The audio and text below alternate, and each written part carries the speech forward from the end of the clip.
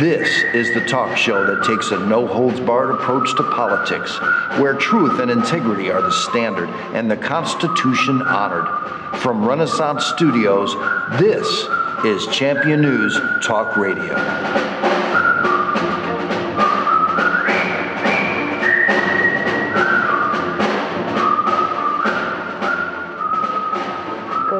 Welcome to another great edition of Champion News Talk Radio. We are brought to you by championnews.net, and we're your choice for the conservative voice. This is Carol Parisi. Today, our founder, Jack Roeser, and myself have a very special guest, Mr. Tom Donelson from Americas PAC. Good morning, Jack. How are you today? Oh, I'm doing just fine. Looking forward to a lively program today with a very interesting man who's quite experienced in bringing a orderly message to effective politics. Well, Mr. Donelson, thank you for joining us. This is quite an honor. What is Americas PAC? Well, Americas PAC, what our entire goal is very simple, to bring conservative messages to minorities, to go beyond and basically recreate a new conservative majority for the 21st century. We began in 2002, and we also have a foundation associated with America's Majority Foundation. You must have gotten that off one of our coins. It says e pluribus unum. I have one from many. Well, let me put it this way. We're all, one from many, absolutely. But I think what it comes down to is that our goal is basically, once again, return conservatism to the majority. Now, you said you reach out to minority communities such as the Black and Hispanic community. What is the disconnect with the African-American community and the Hispanic community and the way they vote? Well, that's a good question. And, because if you sit back and you look at it, when you look at how, the number they vote versus, what they are as a community, it's a good question. And I think the first thing you talk about disconnect is, from my salesman day, I had a manager used to say to me, if you don't ask for the business, the answer is always no. And if you don't ask for the vote, the answer is always going to be no. And in politics, it's not just they won't vote for you, but they'll listen to the other guy's interpretation about who you are. So for the most part, conservatives and Republicans have ignored the minority market. You have Republican strategists who have ignored the minority market for a lot of different reasons, which I imagine we'll go into later. So that's part of the disconnect. The other part of the disconnect is, especially among the African-American community, is you have a political isolation, where basically not only are they not getting the message, but they're essentially isolated politically in the sense that what they hear is basically one side of the equation, and the other side is not even on the talking on the table. Could you give some examples of some of that those isolation? Well, let me give let's give an example this way. Years ago, after the 2006 election, the Americans Majority Foundation, we did a survey, and when we started asking questions like, for example, which party will lower your taxes, which party is for strong national defense, which party is for strong family values, which party is pro-life, among blacks, you would almost get a unanimous Democrat answer to all of those questions, which sounds counterproductive, may sound counter-initiative. But the problem that comes in here is that, well, if you don't talk about it and you're not in the game, then they basically assume that whatever they believe in, the people they vote for believes in it. So it's a good question. So that's part of the problem that you say, the disconnect there. But, last election cycle, the Democrat Party at their convention paraded this Sandra Fluck, or whatever her name was.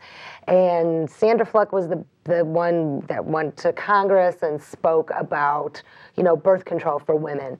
And they layered that message where perceptually the Democrats said that the Republican Party was against women, against their rights to choose.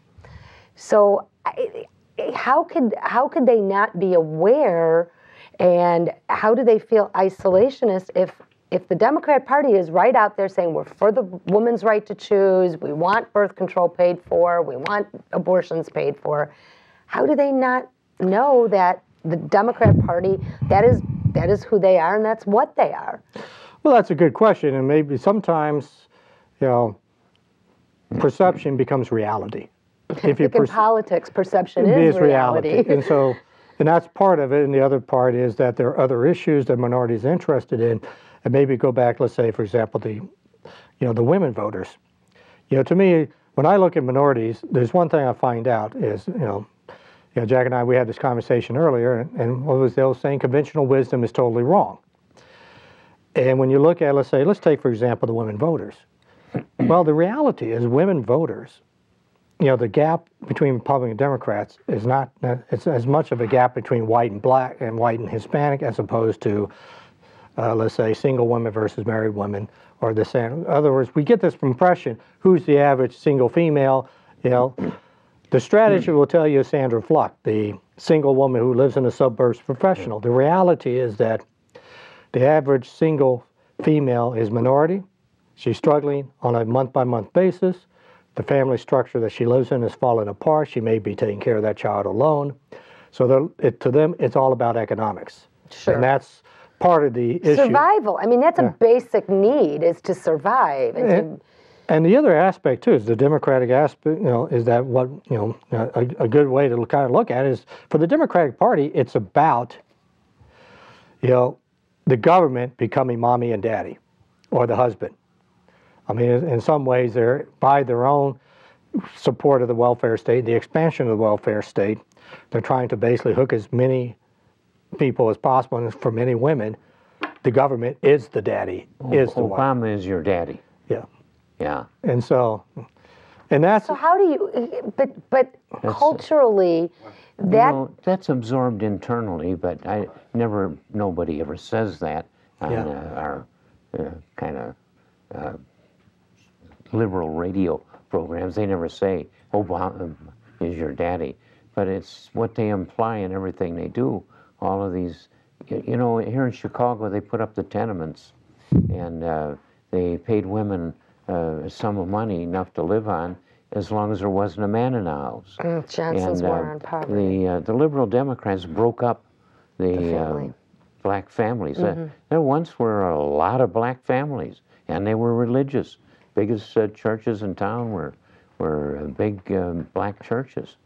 Yeah, but if it doesn't pay to have Dad around, but make no mistake, Dad a lot of times is around. I will tell you from a personal experience, we had a property, we rented it out, Section 8, and the father of the children were there, the mother was there, and they wanted better for their kids, but the only way that the system could work for them is if the husband and wife were not married. So... Well, we've created some of this, and I believe not we conservatives, I believe Johnson's war on poverty has perpetrated poverty generationally. Well, no, but if you look at, for example, the welfare reform, one of the most interesting things, if you look at the welfare reform passed in the 1990s, what happened? About 2/3 of those individuals ceased to be on the welfare state. They basically went out, they did work, they did. And I think... Yes. And I think, to me, this is the key element that comes into play when we talk about conservative values among, African-American Hispanics. For example, we did a poll of Illinois Hispanics, and one of the things we found when we start asking questions, social values, abortion, family structure, basically they're socially conservative. So it's...